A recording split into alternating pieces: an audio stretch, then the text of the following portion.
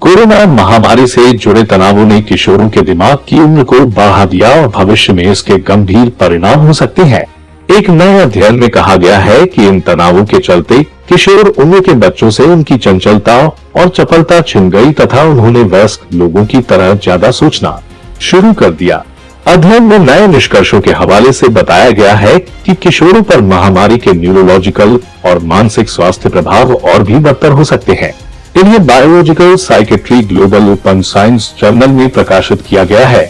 Stanford university America के अध्ययन के अनुसार अकेले 2020 में वयस्कों में चिंता और अवसाद की रिपोर्ट में पिछले वर्षों की तुलना में 25% से अधिक की वृद्धि हुई है।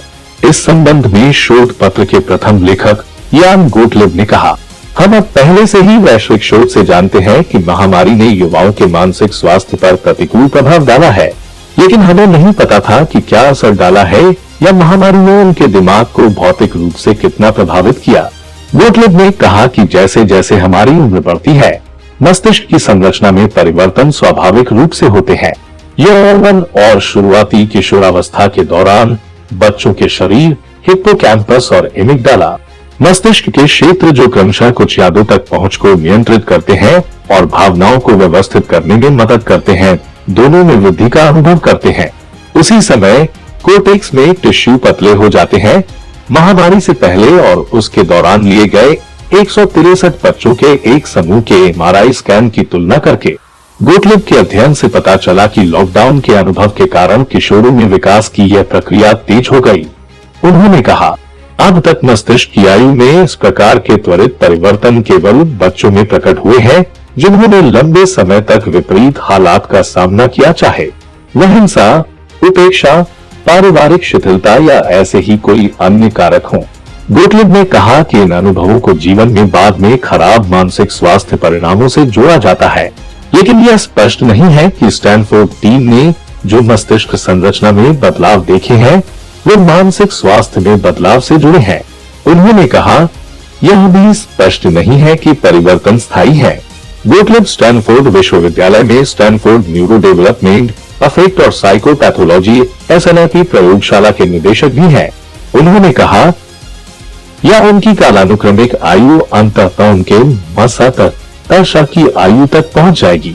यदि उनका मस्तिष्क स्थायी रूप से उनकी कालानुक्रमिक आयु से अधिक पुराना है तो यह स्पष्ट नहीं है कि भविष्य में परिणाम क्या होंगे। 70 या 80 वर्षीय एक व्यक्ति के लिए आप मस्तिष्क में परिवर्तन के आधार पर कुछ संज्ञानात्मक और स्मृति समस्याओं की अपेक्षा करेंगे, लेकिन 16 वर्षीय व्यक्ति के लिए इसका क्या अर्थ है यदि उनका दिमाग समय से पहले बूढ़ा हो रहा है। गोटलिब ने समझाया कि मूल रूप से उनका अध्ययन मस्तिष्क संरचना पर कोविड-19 के प्रभाव को देखने के लिए डिजाइन नहीं किया गया था। महामारी से पहले उनकी प्रयोगशाला ने यौवन के दौरान अवसाद पर एक दीर्घकालिक अध्ययन में भाग लेने के लिए सैन फ्रांसिस्को खाड़ी क्षेत्र के आसपास के बच्चों और किशोरों के समूह को भर्ती किया था, लेकिन जब महामारी आई तो वह नियमित रूप से निर्धारित MRI स्कैन नहीं कर सके। गोटलिब ने कहा, यह तकनीक तभी काम करती है जब आप मानते हैं कि 16 साल के बच्चों का दिमाग कॉर्टिकल मोटाई और हिप्पोकैम्पस और एमिगडाला वॉल्यूम के संबंध में महामारी से पहले 16 साल के बच्चों के दिमाग के समान है।